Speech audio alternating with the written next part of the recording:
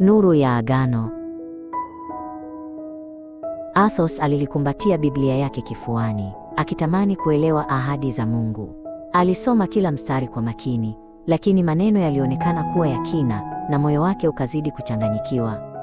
Ghafla, nuru angavu ilitoka kwenye alamisho na malaika Gabrieli akaonekana.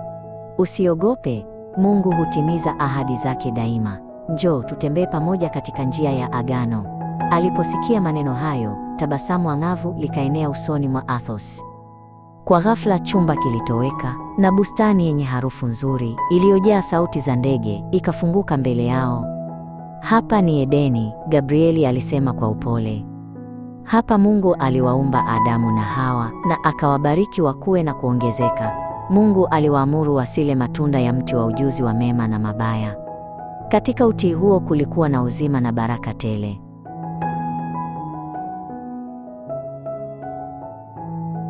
Bustani ile yenye mwanga ilianza kufifia taratibu na kufunikwa na vivuli vya kijivu.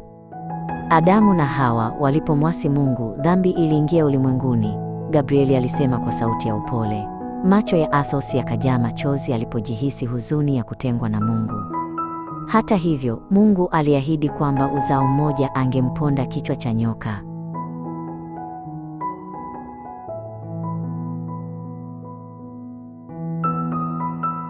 Dhoruba kali ikaonekana na safina kubwa ikaelea juu ya maji yaliyokuwa yakichafuka. Hii ni safina ya Nuhu, Gabrieli alieleza. Mungu alihukumu dhambi, lakini akaokoa familia kwa imani. Mafuriko yalipoisha, upinde wa mvua ukaangaza angani. Ilikuwa ishara ya agano na rehema ya Mungu.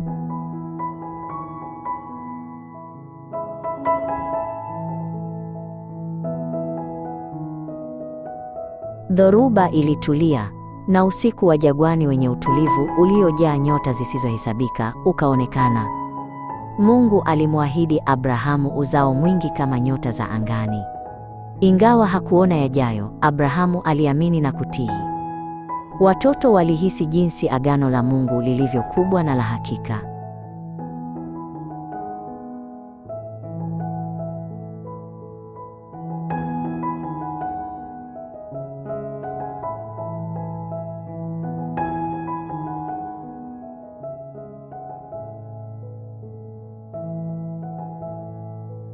Mandhari ikabadilika na kuwa mlima mkubwa uliozungukwa na radi na mawingu.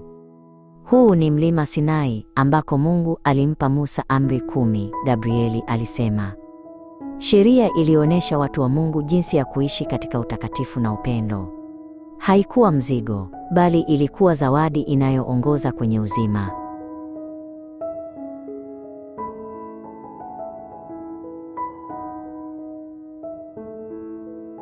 Mji uliokuwa umejaa sanamu zinazong'aa ukaonekana.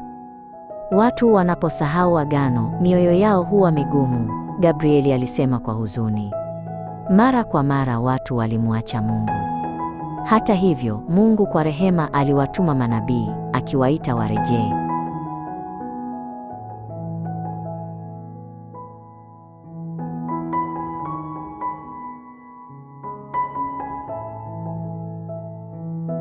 Mji wenye giza ukatoweka na msalaba ukasimama juu ya kilima kidogo.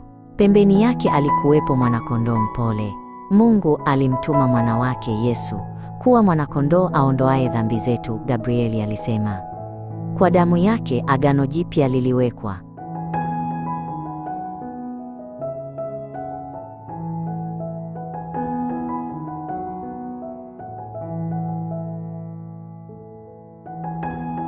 Walisimama katika uwanda wenye mwanga wa jua na amani tele. Amri kuu ni upendo, Gabrieli alisema. Mpende Mungu na umpende jirani yako. Athos alitikisa kichwa, moyo wake ukijaa joto. Nataka kuishi kwa upendo kama Yesu, alisema.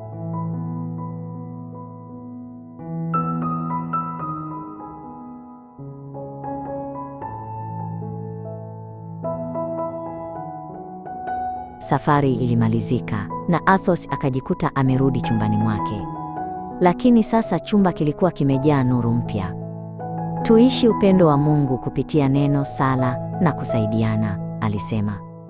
Ndugu zake walishikana mikono na kutabasamu kwa furaha. Wote walijua kwamba upendo hukua kupitia matendo.